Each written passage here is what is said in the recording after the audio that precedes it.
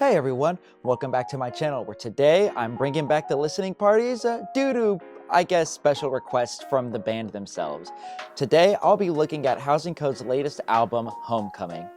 This album has been in the works for a long time. I mean, I remember years ago them showing me the demos for these songs and they sounded great then, but the final products are just out of this world. I've already listened to the album a couple times since I wasn't initially planning on doing a listening party, but I think I can still give insightful thoughts as we listen through together. Now, I know it's been a while, I think almost 2 years since I've done my last one, so quick reminder, the way this works is you're gonna see a countdown play out, and when that countdown is done, you'll hit play on the album as well, whether it's Spotify, Apple Music, a different YouTube browser, doesn't matter to me. And we listen together, that way the artist gets all the support, and I can have fun not editing a reaction video. It's great. It's best of both worlds. Having a great time. But yeah, let's see. Off of my first couple listen throughs of this album, it was really good. I think the production value is just like out of the or not out of the. Why am I trying to say out of the water? And not out of this world either. I'd say compared to the last one, it's like leaps and bounds better. Like they really put in the work to improve their craft to make sure that this second album was a proper successor to their first one, Brand New Day. So with all that being said, let's get into Homecoming by Housing Co.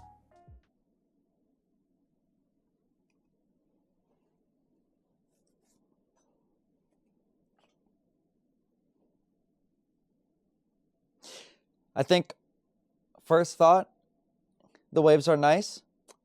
I wonder who they're telling goodbye to and who's going to Japan, you know?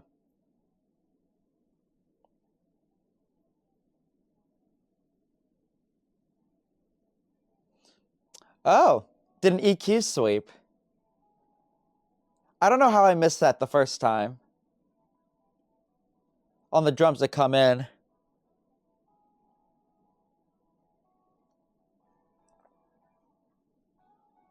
Oh, God, you know what? Oh, okay, I think when I listened to this before, I wasn't wearing headphones or anything, so I'm now noticing a synth going in tandem with the lead, which is just always a nice touch. It adds like an extra layer without being too in your face, you know? I think that's a very interesting thing that I think they started doing with this one. I don't remember any leads in the first album, but they use a couple through this one, so it's a nice like addition overall, just for the timbre alone.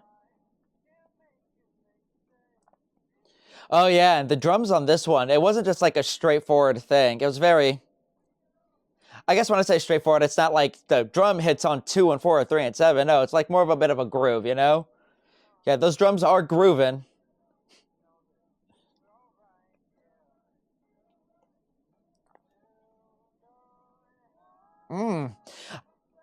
I think it's very interesting, or not interesting, but it's awesome to see on just the first track alone. If you didn't listen to any of the singles, but you just went from first album to this one, you can hear how much they really put into the production to make sure everything went better, or turned out better than the last one.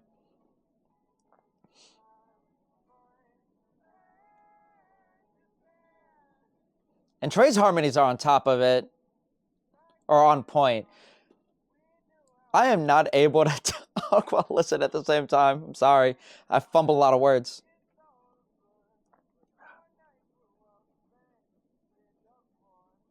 This is a really solid drum part. I think it makes this part, like those verses where the drums aren't like fairly steady, makes where everything kind of just comes together here more dancey.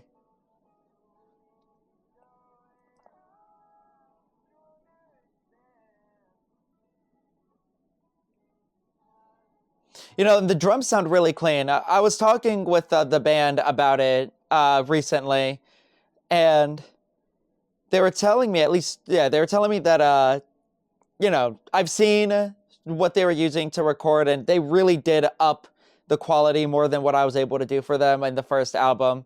But like, no, they just greatly improved their setup. And the first album, we recorded live drums, but they mixed Ethan's live drums with MIDI to get a clean sound. But this one,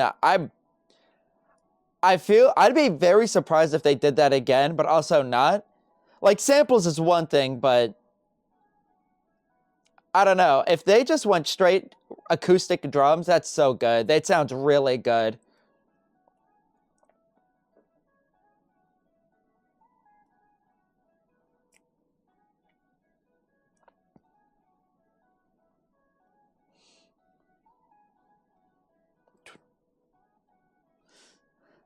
God, this is so good. This is such a good vibe.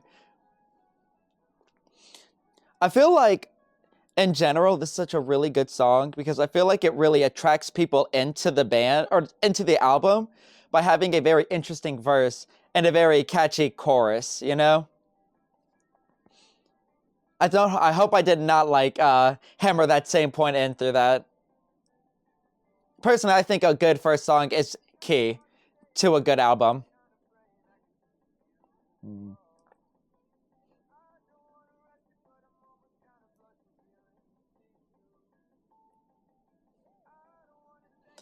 I think another thing I've noticed more with this album, I think there's more ad-libs vocally. Like that little woo that happened. I don't think there's too much of that in Brand New Day. Either that or I just didn't hear any of it.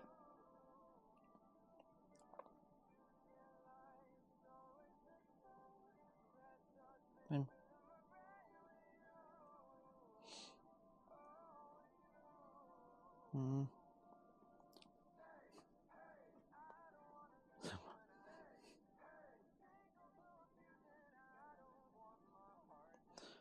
Who is hurting this man? He's got a great voice. Don't make him sad.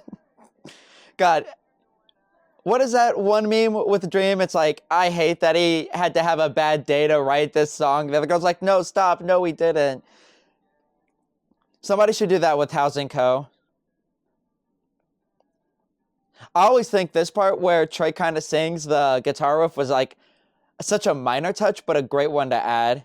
I think it just adds a little, not style, character. It adds character to the song. I feel like this is going to be completely opposite of this genre, but it's like the beginning of, I think it's Sometimes You're the Hammer, Sometimes You're the Nail by A Day to Remember, where he like sings it, then does that, I got it. It's just fun.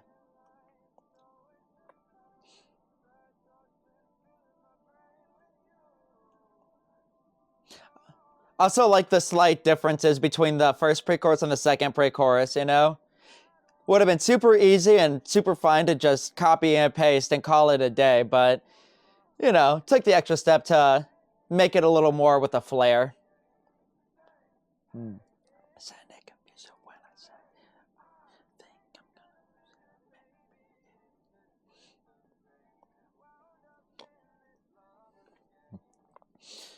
So I'm making this after I played a show with them August 8th. And, well, I didn't play with them, but, you know, I was on the same set, on the same bill. And Lover's Game is such a great song live. It was a good call on their part to write a song that has something that they can get the audience to interact with them with.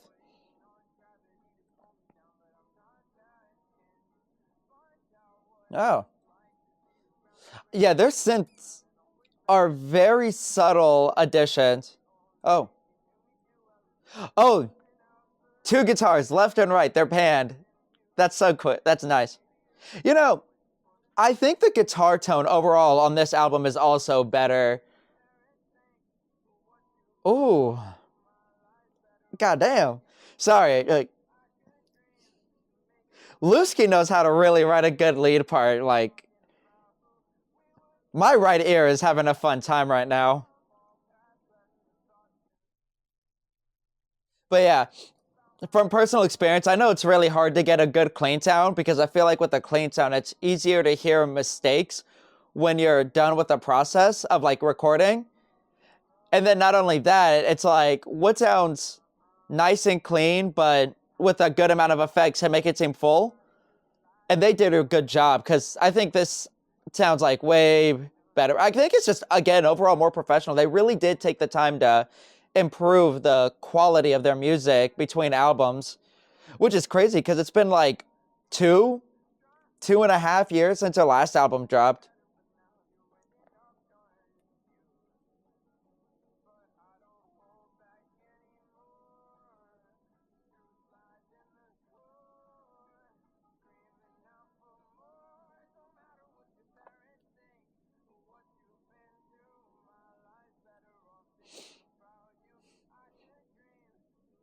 Oh, the bass movement. I've been sleeping on the bass. Been sleeping on the bass here. I kind of like that. I like that little da da da, you know?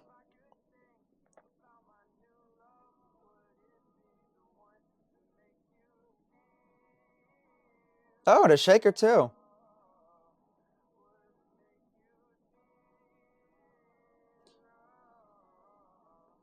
I feel like a shaker would be a funny thing to have MIDI because they're probably super cheap at they're super cheap at a music store, but at the same time, it's super easy to just do the MIDI for it. Like, I wouldn't. I just wonder if they went out, either someone had a shaker or they went out and got a shaker just for for that.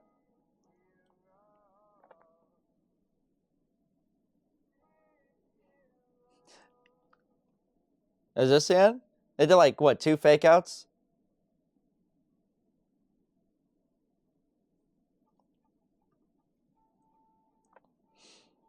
That Ready is that same energy as like the in my opinion, with the character. And they're getting those chants, they've always really been good with those chants.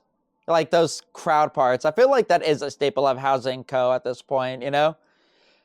I feel like if they wrote another album, or they're gonna write another album, for the next album, if they don't have something like that, that'd be a very weird change.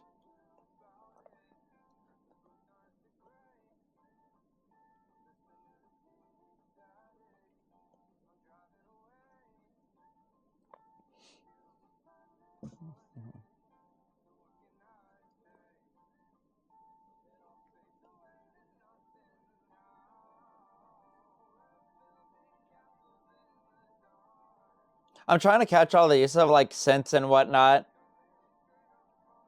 I can't tell if that's a heavily reverberated like keyboard sound or just a straight up pad with like a fast attack.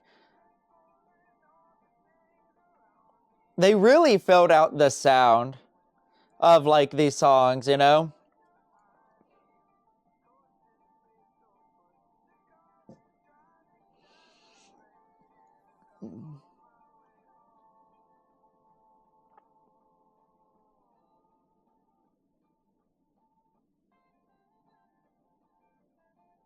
Ooh. Yeah, play it, Lusky.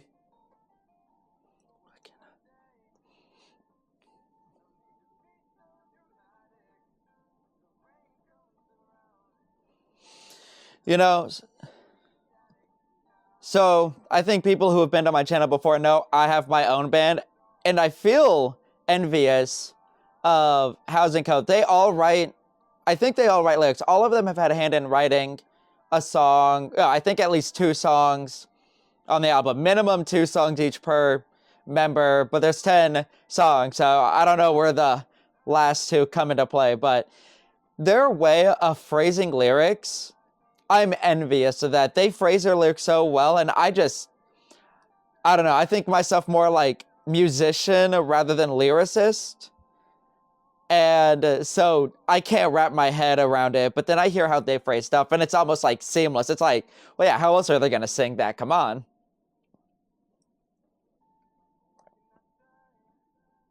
Ooh,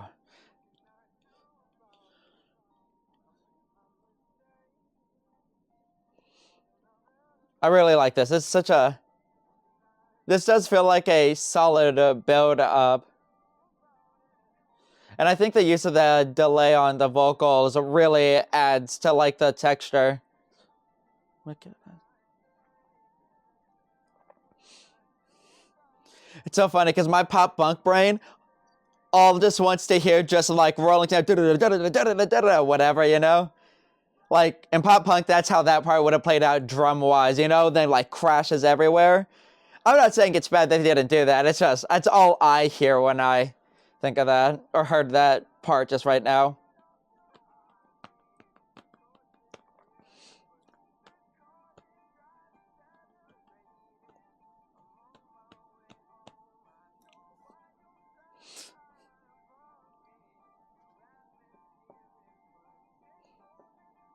Those are nice eighth notes on, nice steady eighth notes on the kick drum right there for like that part.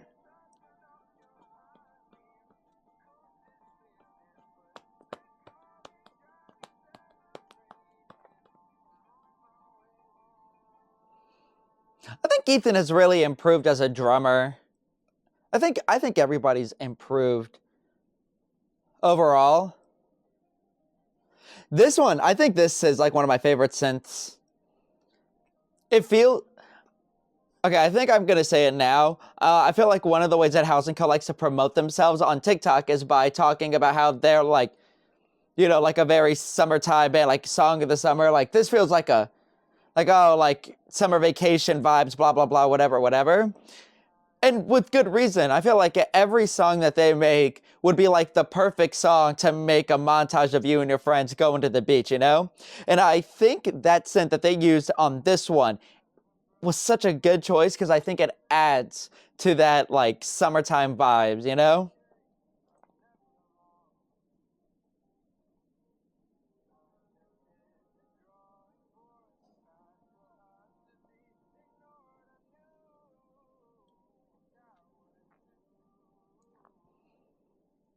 Ooh, wait.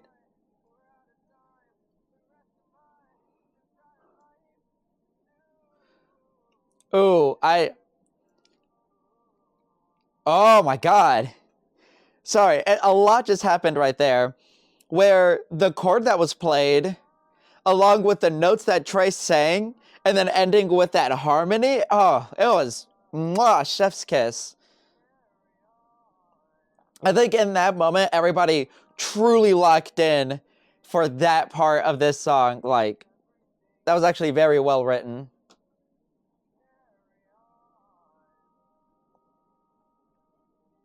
Oh, he's really hitting a falsetto for that ah in the background.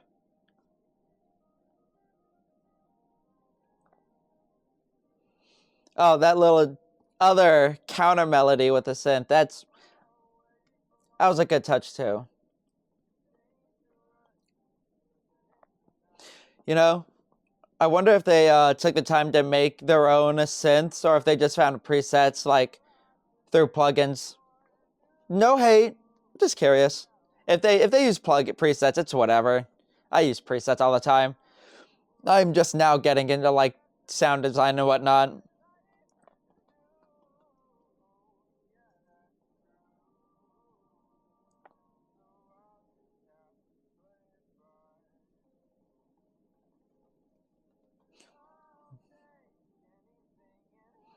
Like, I think all these songs have like are just like the most perfectly danceable songs for a beach day, you know? I'm just trying to think of whether or not it's like you somehow managed to, you know what, late night beach, make it as much of a movie scene as possible. Housing Co could definitely write a song or two for like a teen movie soundtrack, you know? I don't think they could do the all is lost moment, but I think they can do the beginning when everything is good and the end when everything is better. If it's that kind of movie with a happy ending.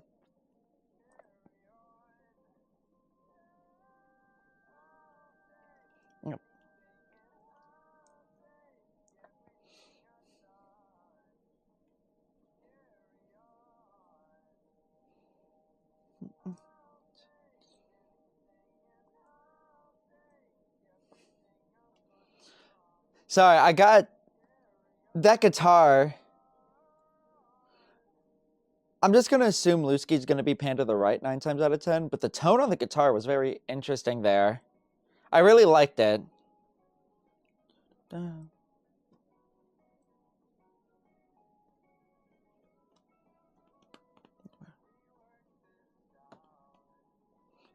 So This is funny. So I have a kid now. My kid was born 2 days before the music video and song dropped. So when the music video was out, I made a post on my story being like, oh, like Housing Code's got a new fan, as if, and my 2 day old watching their music video. I can't even remember if he was awake at that point.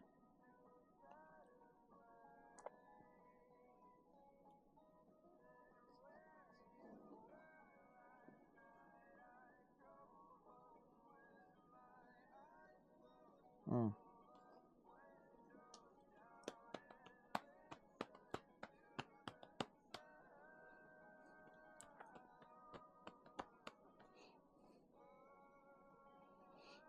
Mm. Mm. Oh, wait a minute. So I'm looking at Spotify as I'm watching this, you know? And I was just noticing how the songs that have released before the album got the high numbers, you know, between 20 to 30,000 streams. And I remember at one point Trey said something like he would love for the day that the song release order wasn't the top to bottom streams, you know? So like, you know, Clueless released first and then it was a loss. So it's like one day he'd like lost to not have less streams solely because that one came out second. And I'm looking at this and I'm seeing if that tracks still, but Fake Crystal Girl is only at 28,000 streams while Listen to the Sound is at 30,000 streams. So Trey's getting what he wanted. The song that came out after finally has more streams. God, I'm so happy with how good these guys are doing.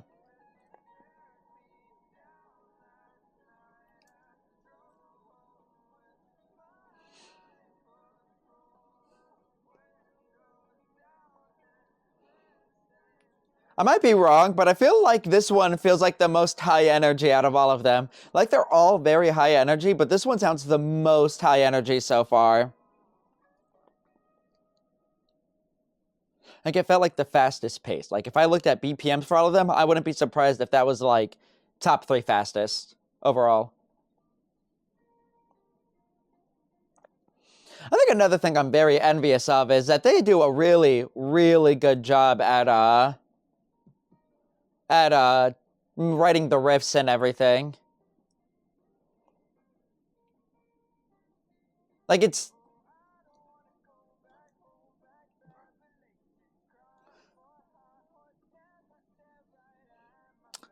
I think they also know how to play with like dropout silence and whatnot very well. Like instead of having like a whatever, just keep it to hi-hat, you know, and then come back in, you know? Dynamic, baby. Without losing that energy. Oh yeah, and those group hits. Yeah, everybody. It's great.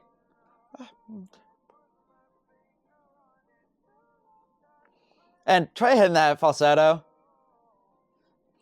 You know, I always think, you know, I think people can say hitting a falsetto could be someone showing off. I feel like hitting it just for like one word, you know, you just go up there, then back down. It's like, yeah, we get it. You're a good singer. You have control over your voice. Good for you. I hear that You Belong With Me, and all I think is that supposed to be a Taylor Swift reference?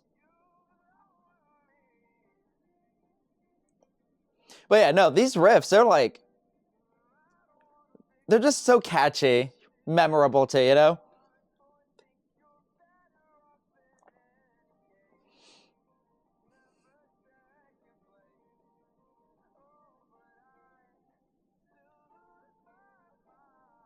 Yeah, Trey, put it in that. Oh, he's putting his like soul into that one.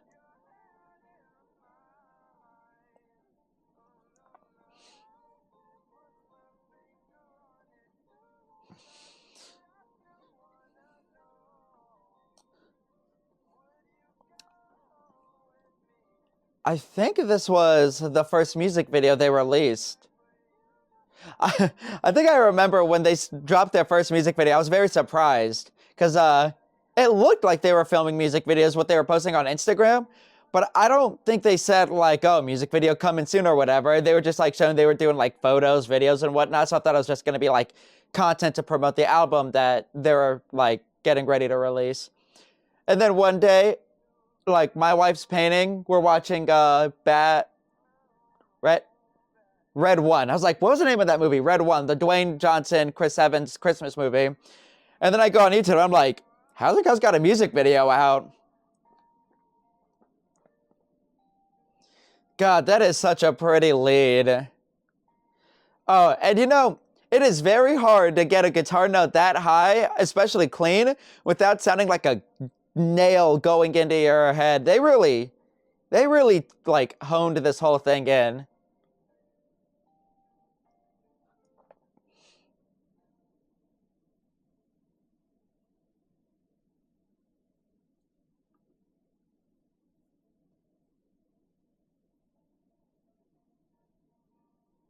I feel like that rhythm, that could just be the rhythm we wanted to go for, but oh,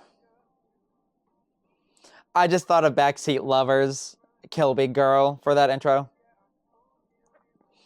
Oh yeah, Ethan switching it up for the drums, yeah. Mm-mm, mm-mm. Oh my. Ooh, wait a minute. Ethan might be cooking. I'm glad they let that white boy in the kitchen. Mmm. Oh, ooh, the bell hits.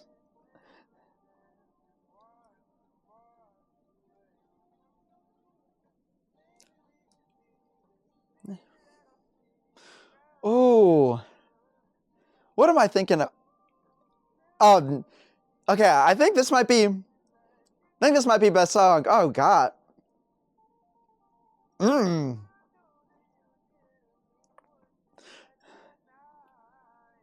Huh? Oh, I love when a drummer and a guitarist do the hits at the same time.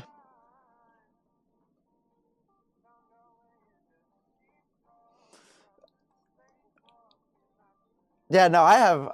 Oh my God, no, this has to be this I think my favorite song like on this album.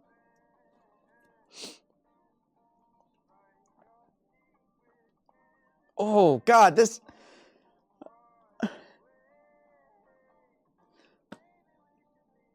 God, dare I say it? Dare I say that the guitars are banging? That the vocals are banging? The bass is banging and the drums are groovy? I made a reference to that earlier. I didn't think I was going to feel that way again. Like, I knew it was going to be good, but I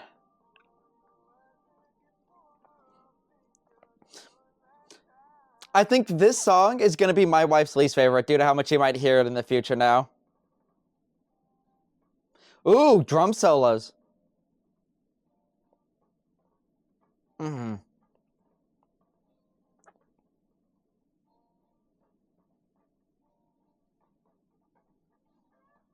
Mm. Oh my God. They're really like putting their all into this one. Oh my God. And the triplets, the rhythm change up.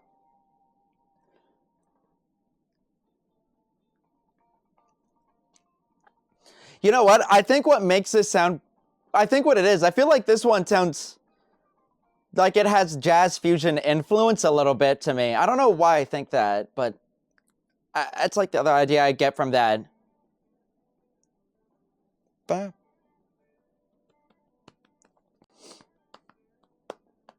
Yeah, we need to get Cheap Wine to #1, personally.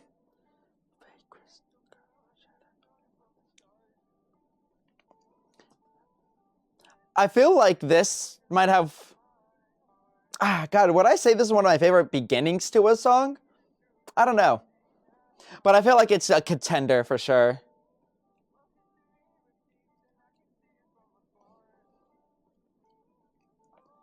Maybe it's just like having heard this song more since it's like the first one to come out, I believe.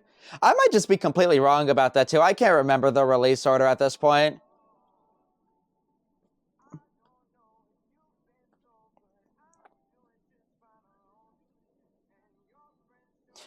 Oh, the use of like,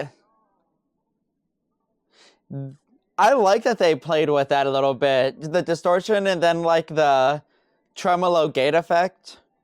I say tremolo because I use on Logic, the best way to get it is with a tremolo effect and just make it cut out, but it's a gate effect. You know, oh, I love listening to this song live because I love the idea of somebody who might be said fake Crystal Girl loving this and not knowing that it's about them, you know?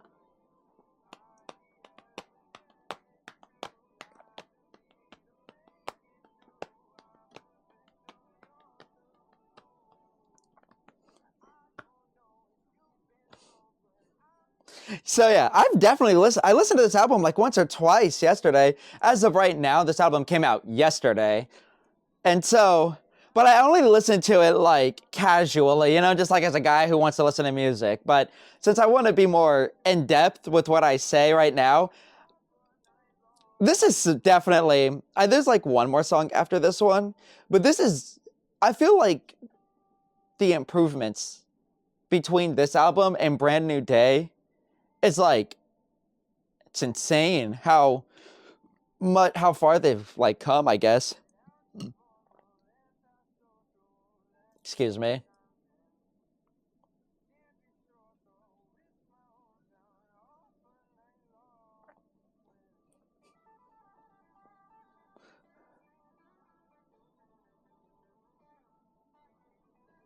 Yeah.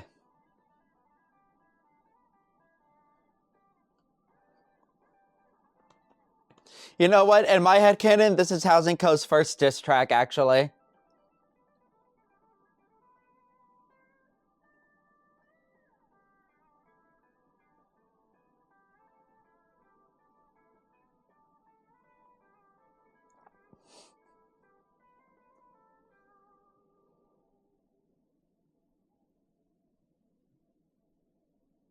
I think that's another staple of Housing Co. Having like the band stuff.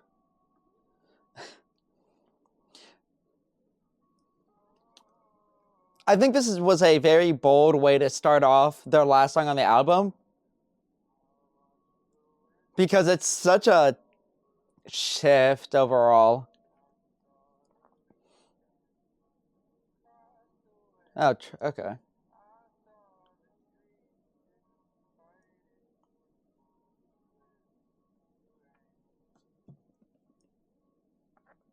I really do like the bit of a southern vibe that this one starts with.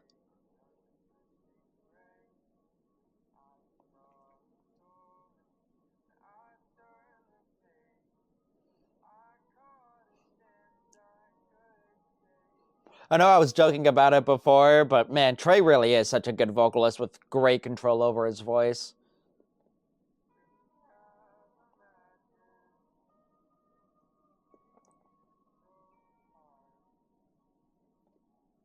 Oh, I just noticed there's Oz in the background.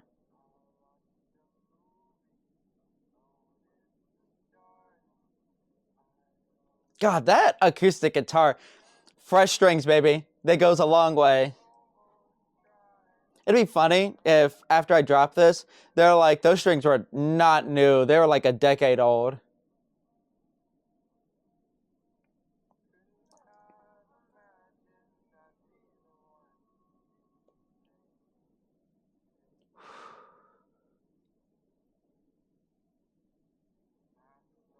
My friends.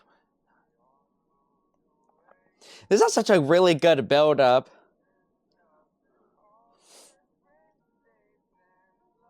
I feel like when a band writes a song like this, they have choices to make. One is, do you want to keep it acoustic or have the full band in on it? Number two is, when does the full band come in? And three, how abrupt should it be? And I feel like when it comes to songs like these, there's really no wrong answer, you know?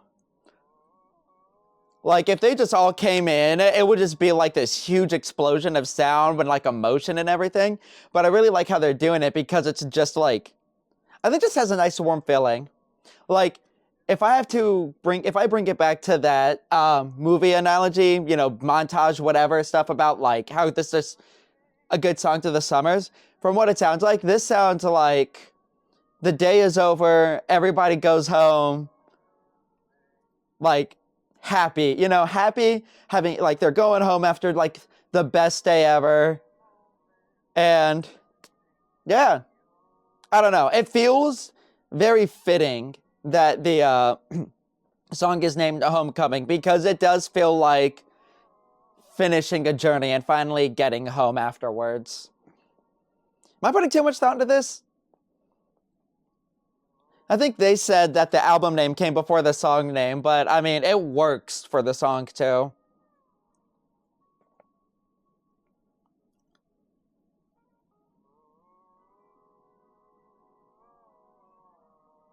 You know what? This is like, would it be just like the perfect soundtrack for like one of those types of comedies where there's no real plot, just stuff happens just for the sake of gags, but like an indie movie kind of vibe, you know?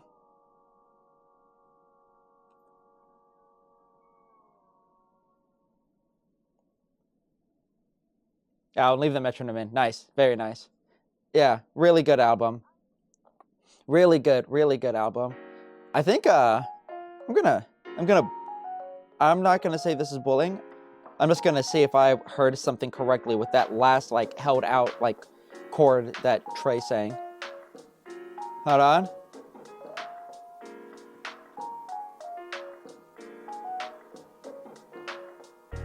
Oh yeah. Okay. Yeah, they did not. From what it sounds like, they did not like use like auto tune or anything on that. You can tell if you have a good enough ear, it's definitely all in tune. It's like he's definitely singing like whatever the chord is, he's hitting all the notes.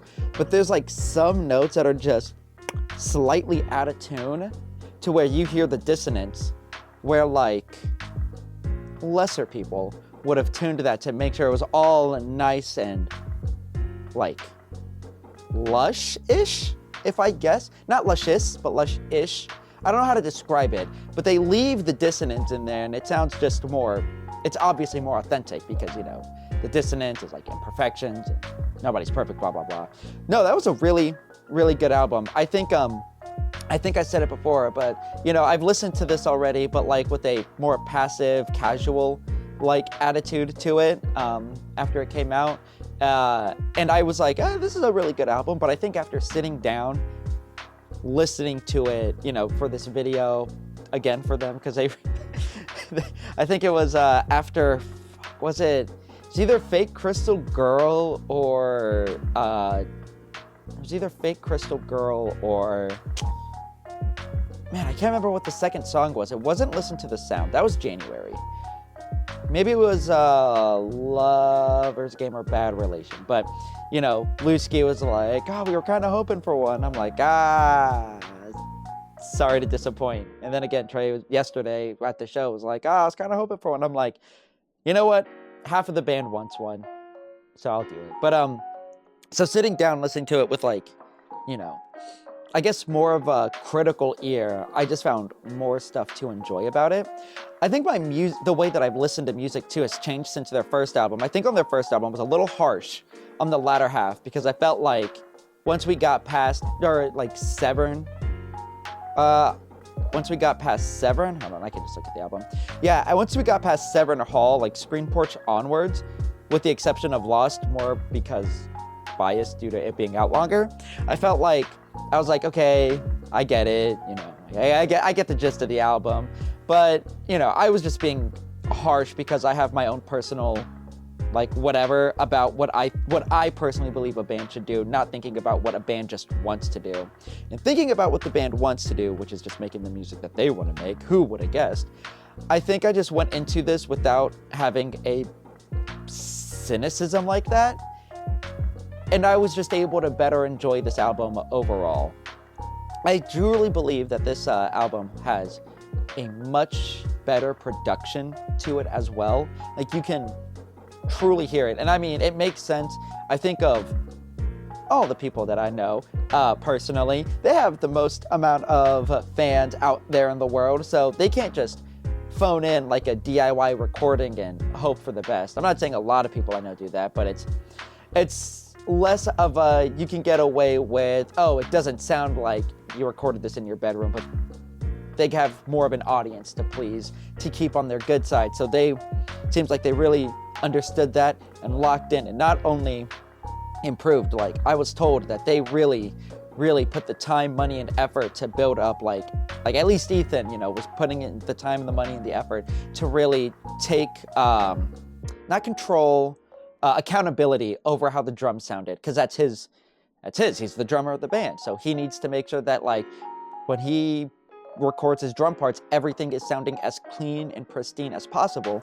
And everything here, if everybody had that same mentality, which, knowing them, they do, they don't just phone it in. They're not like, what we have is good enough. They want to, like, improve their sound. They want to do all this, that, and the other. And I think it really comes through with this album. I think that the amount of growth is just insane.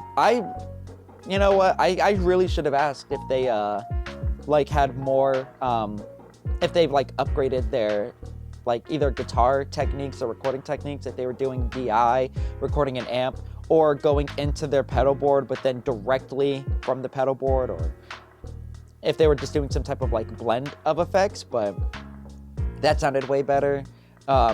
Everything was just an improvement. I think the least improvement there was in the band was vocals, but it's because that was already like really good, and then everything else just kind of matched up.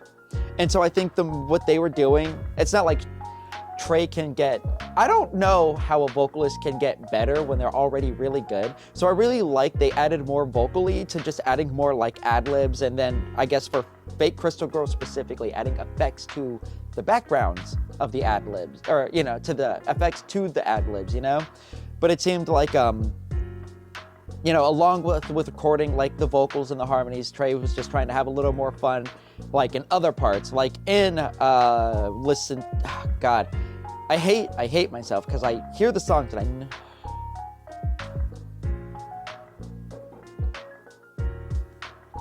yeah, sorry, I had to make sure that I had that right. Lover's Game, after the first chorus where he sings along with the guitar, it's like stuff like that. It's like, let's just have fun with it, see what we can do. And if we like it, we'll keep it. If we don't, we don't, Fun mentalities like that. I would love one day to hear I feel like you can't get an album this good all off of like good vibes with the band. This had to be like, there had to be some drama behind the scenes. I don't know, maybe there wasn't. They're good friends. They're still good friends. I think I'm speaking as like someone in a band, and I feel like what I've heard from other popular bands, it's like, you write an album, but like creativity will clash sometimes, and you gotta figure out how, like, when to tell people no, when to tell people yeah. I think it probably makes it easier that all of them just like wrote their own songs here and there, So really good, but I don't know. Everything that it took them to do to get this, especially Cheap Wine. Oh my God, Cheap Wine was so good. Oh man, I think they have on Spotify the credits being Trey and Connor, or Lusky. So like Lusky and Trey, really, if it was just that, but they all have a hand in all of it. Like, I don't know who could have wrote that drum part that Ethan was playing in the beginning. Like, they really locked in on this one. Yeah, Cheap Wine is my favorite. Cheap Wine is my favorite. I think casually listening, I think it was Anything and Everything was number one, but now it's Cheap Wine easily. But yes, that was Homecoming by Housing Co. It was a great album, great use of 34 minutes and 36 seconds. And then for people watching this, even more time to listen to me ramble on about how good this album is. Sorry if you were hoping that I'd say negative things or be more constructively critical of it. I just personally don't think that I have anything that I think they could have really done better overall. They like making music like this. They took what they liked from the first album, improved on it, and it was really good. I liked it. It was fun. My opinion, it's like definitely, I think it's better. It's better. It's better than the last one. So yeah, it's all about going up, But tell me what you thought of this album. Do you think that Do you think that instead of Cheap Wine, that TV Static was actually the best song? Or, oh, actually, one last shout out, because I think a lot of what has made this album release like so fun is all the photos and music videos. So shout out to their photographer and videographer that they were working with through all of this, Ben Lausch. Definitely follow him on Instagram. He does really, really good work. So shout out to him as well. But yeah, let me know what you think of the album. And I don't know, if you want me to bring this stuff back, let me know. I can find the time to keep doing this. It's no big deal. But yeah, I hope you all have a great rest of your day and or night. Peace.